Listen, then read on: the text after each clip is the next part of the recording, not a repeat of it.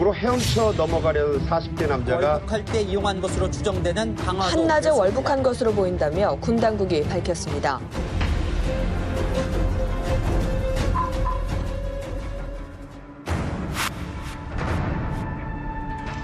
당시 주한미군에서 복무 중이었던 병사 한 명이 사라집니다. DMZ를 걸어서 그리고 뛰어서 스스로 북한으로 들어가게 됩니다. 오.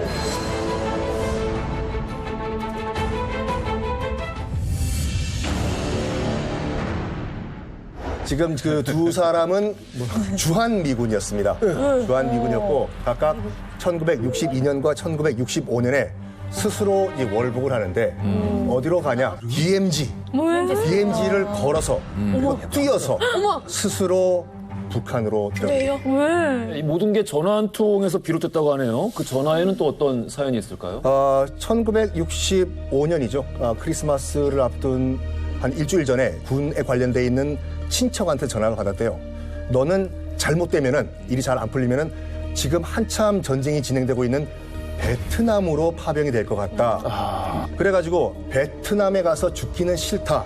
그럴 바엔 차라리 이 군사분기선을 넘어가지고 북으로 가자. 그래가지고 1965년 1월 5일 뭐 기록에 따르면 그때 영하 이하의 굉장히 추운 그러겠죠. 날씨였다고 하는데 DMZ 야간 정찰을 이제 떠나요. 그 당시 동료 병사들이랑 그래가지고 M14 소총을 들고 자기 동료들을 배신하고 군사분계선을 넘습니다. 근데 젠킨스 병장의 원래 계획은 소련에 망명 신청을 해가지고 그래. 교환이 된다더라. 그러니까 주한미군 입장에서는 난 어디를 가면 소련 대사관을 갈 수 있을까? 생각해보니까 북한에 소련 대사관이 있겠네? 그래가지고 넘어가서 나름 머리 내가 굴렸네. 평양에 가게 되면은 소련 대사관을 찾아가서 망명 신청을 하겠다. 그러니까 젠킨스는 네. 북한에 가서 정착할 생각이 없었던 없었어요, 거예요. 처음부터. 그래서 평양에 가자마자 대사관을 찾아갑니다. 근데 대사관에서 거부를 해요. 사실 얘는 감옥 생활 한 거네. 그러면 과연 북한에 딱 당도했을 때 젠킨스가 받은 북한에 대한 인상은 어땠을까? 너무 놀랐을 것 같아요. 이게 되게 중요한 포인트인데 열흘이 넘게 북한에서 신문을 받았어요. 네. 강도 높게 신문을 받았겠죠. 북한 입장에서는 웬 주한미군 병장이 그래서 열흘 동안 신문을 끝나고 조그만 집 앞에 당도를 합니다. 문을 여는 순간 그 집 안에 모여있는 사람들을 보고 깜짝 놀랍니다. 자기보다 먼저 북한에 도착한 미군 병사들이 그곳에 모여 있었어요. 우리나라에서요? 예, 이른바 월북 선배 3명이 그 자리에 있었어요. 3명이나? 총 4명. 그래서 네, 제가 사진을 하나 좀 가져왔는데 여기 보시면은 이게 진짜 찍은 사진이에요. 똑같은 네 도망자들이. 명이. 4명인데 저꽃 같은 청춘 시절. 흰색 세상. 젠킨스.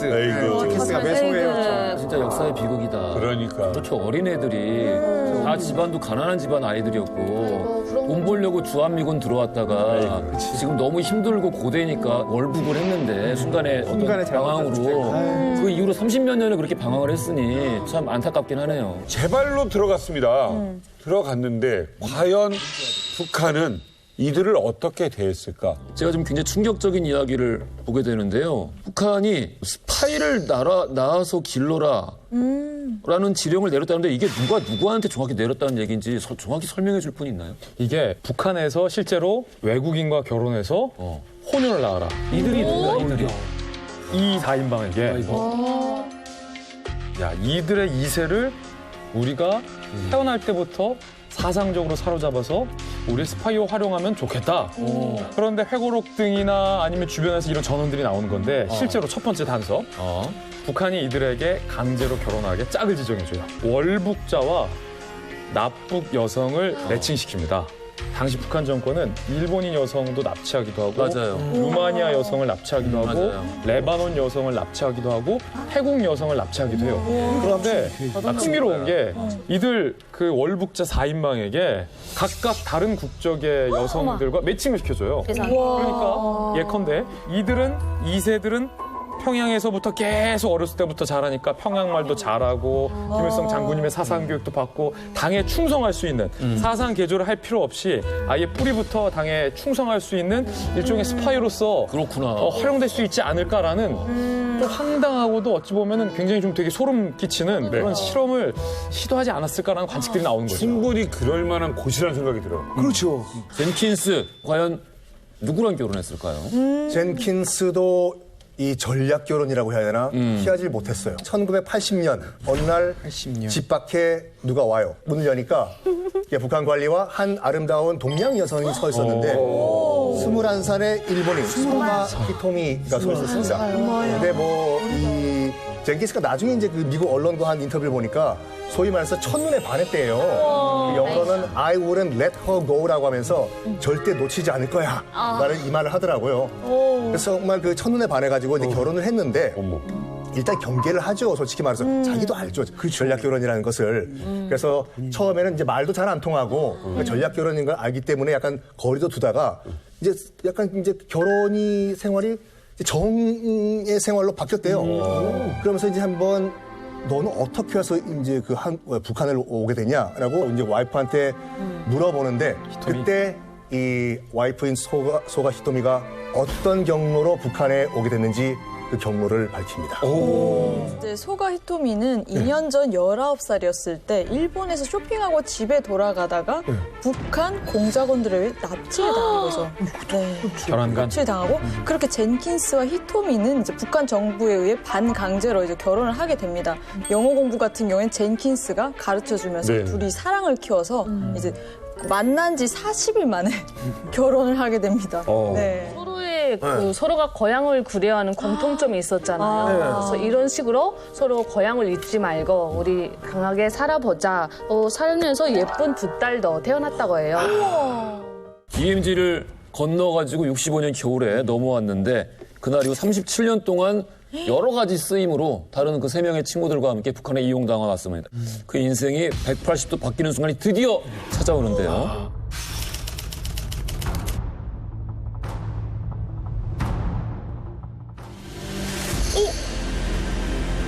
북일 정상회담. 이때 이제 고이즈미. 아하. 이때 고이즈미 고개 한번 안 숙이면서 정말 同委員長は過去に北朝鮮の関係者が 굉장히 엄숙하게. 이야.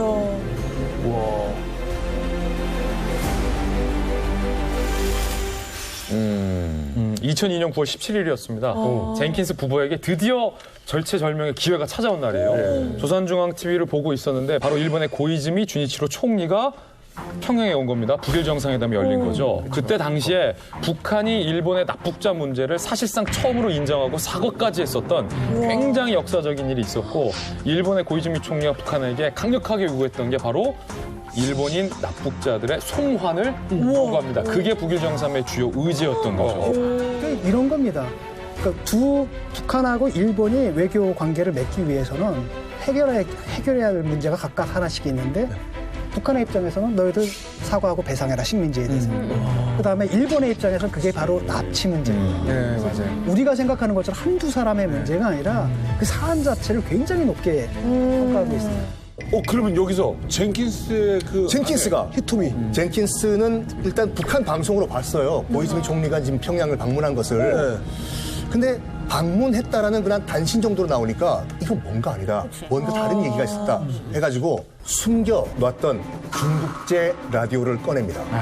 그리고 뭐 아시다시피 자유아시아 방송이랑 그 보이스 오브 아메리카라고 해서 미국의 소리 방송은 잡히니까 맞아요, 잡혀요. 잡히죠? 잡혀요. 보이스 오브 아메리카 BOA 방송을 트니까 자세한 얘기가 나오는 거예요. 일본의 납북자 문제가 거론이 됐고 그리고 자기 와이프 히토미 얘기가 나오면서 히토미는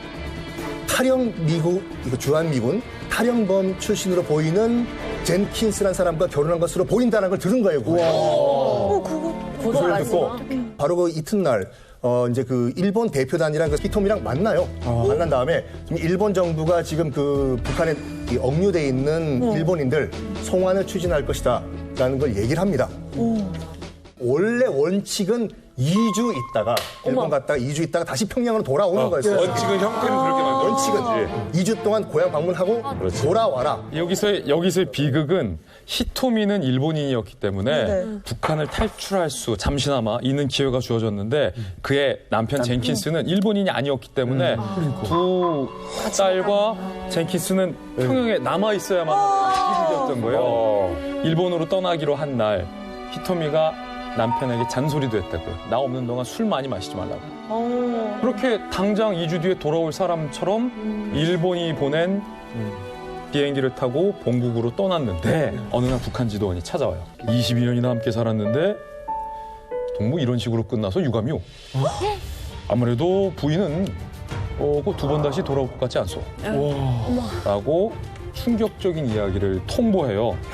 일본에 방문 중인 5명의 납치 피해자들을 일본 정부가 돌려보내지 않기로 결정합니다. 바로 2004년도 같은 경우에 이제 그 2차 북일 정상회담이 있었거든요. 네. 고이즈미 총리가 다시 평양에 들어가요. 젠킨스가 따져요. 우리 와이프 돌려달라고.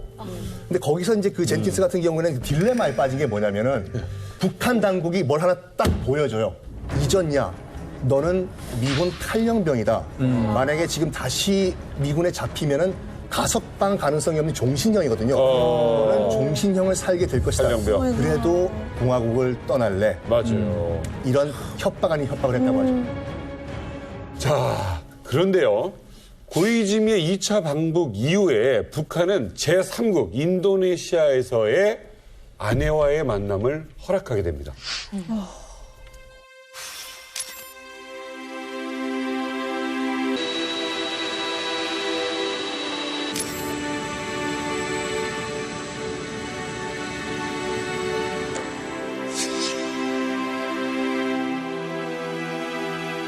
자, 인도네시아에서 1년 9개월 만에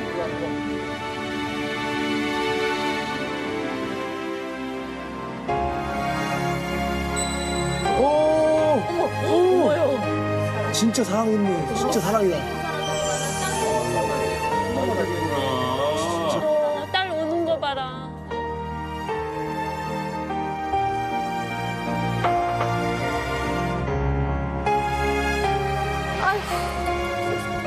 아니 어떻게 이렇게 인생이 이렇게 되냐? 아이고 이게 무슨 일이에요. 그 젠킨스가 이제 선언을 해요. 나 안 돌아가겠다고 북한으로. 북한 관리들이 있잖아요. 순순히 다시 평양으로 돌아가요. 그냥 놔준 거예요. 그냥 돌아가라고. 자, 이렇게 해서 젠킨스는 일본으로 가게 됩니다. And the last chapter of my life. It is here on this side of island of Sado in Japan that I will hopefully live my remaining days with my wife and children.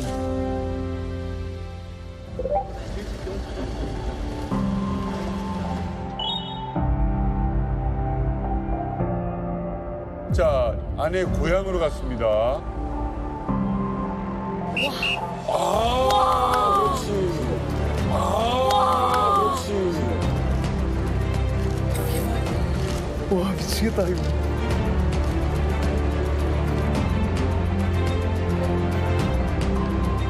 Today, 10:47 a.m. Japan time, Sergeant Charles Jenkins voluntarily surrendered himself and returned to U.S. military control at Camp Sama, Japan. 자발적으로. 미국으로 가네. After 40 years, I'm very happy to go to visit my mother, my family in America.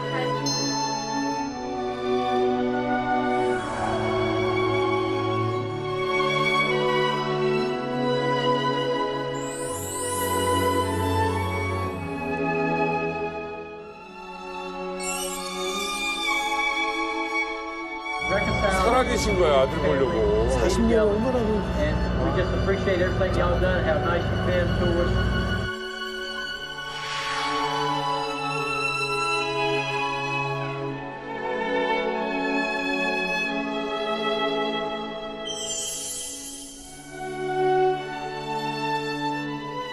어머니 얼마나 속상하셨을까.